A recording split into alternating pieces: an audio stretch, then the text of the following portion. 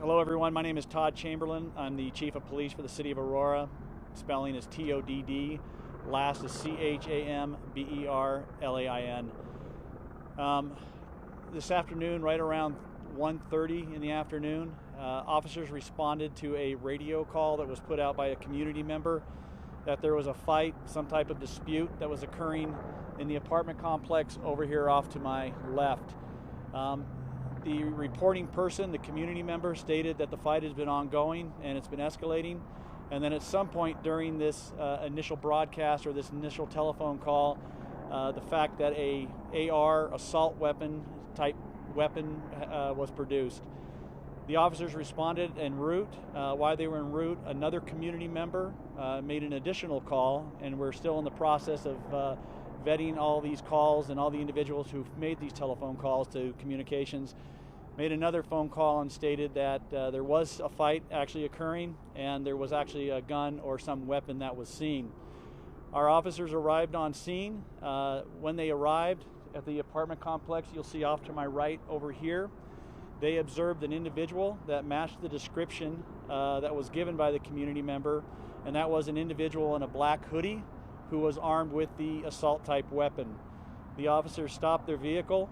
They approached that individual. They made several contacts with the individual verbally to have him drop his weapon. At that point, gunfire was exchanged by the officers towards the individual with the weapon, and the individual fell to the ground. The officers took that individual into custody. There was a assault weapon style that was laying on the ground next to them. That was moved off to the side and is presently on scene awaiting further investigation. The individual was transported to a local hospital where he has since succumbed to his injuries. The officers have been transported back to police headquarters where an investigation is unfolding at this time. And also the scene behind you is an investigation that will occur from multiple agencies, including the DA, including a number of other outside entities of the City of Aurora coming in to review and evaluate this event and how it unfolded. That's the information I have at this time. If you have anything additional you would like or any questions, please feel free to ask. Chief, to be clear, so everything, initial call starts at Brent's place? That's where it sounds like the initial call. And again, this is all really upfront information, but that's what it sounds like. The initial call occurred in Brent's place, somewhere in the parking lot area, involving two individuals. Again, one was in a black hoodie, possibly armed with a assault type weapon, and that's what we know at this point. At some point, too, we don't know, it transitioned obviously from Brent's side to this side. The one thing that I want to put out, and I think, again, when you look at the officers' response to this incident, I think you really got to look at the situation in the community behind me. We have a large location that's used for children that are going to receive medical help across the street. Just down the street behind us is a school.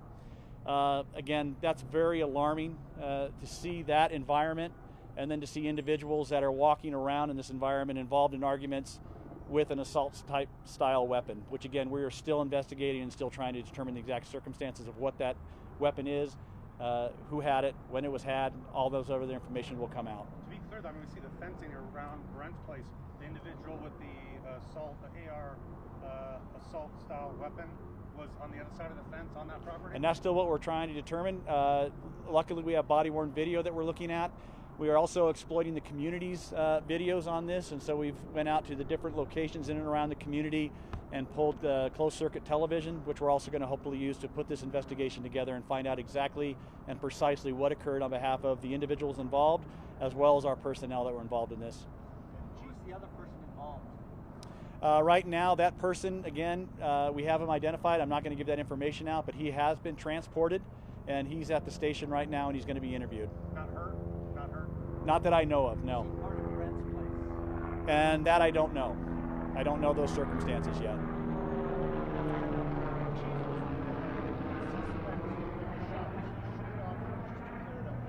I couldn't hear you, sir. Did the suspect who was shot, did he shoot at officers? At this time, we don't think there was that. At this time, we think it was just our officers that were involved in the officer-involved shooting. But again, more information will follow as we get this investigation going. We do have crime scene investigators that are out here that will look at all the circumstances in and around and verify exactly what we have. Do you have an age on the individual? I do not know. Male though, correct? It's a male, both adults. Witnesses? Were there witnesses? We have multiple witnesses in here. We have, from what I understand, we have actually the individuals who originally contacted the police that notified police of this violent event that was unfolding. Also notified us of the possibility of weapons involved. So we do have those witnesses, and then we also have some witnesses that were in the apartment complex who observed this as well. So again, that's, for us, that is something that we are really going to detail and spend a lot of time and investigation on. Was a fight in progress when officers arrived? Yeah, that's what I still don't know the circumstances. Again, this happened less than an hour ago, so we are going to piece that together. But we know that there was some fight based upon what the information that we received, again, from the community. I just don't know the extent of that. And how many officers were involved? At this point, we have 2 officers that were involved. I'm not sure exactly how many were actually involved in the actual shooting. And then we had other officers that responded later on. 911 call or radio first call come from Brent's place? Someone from the facility? That's what I believe, yes. And we're not 100% certain on that. I'm not at this point anyway. Do you know how many shots were fired? I don't know, no.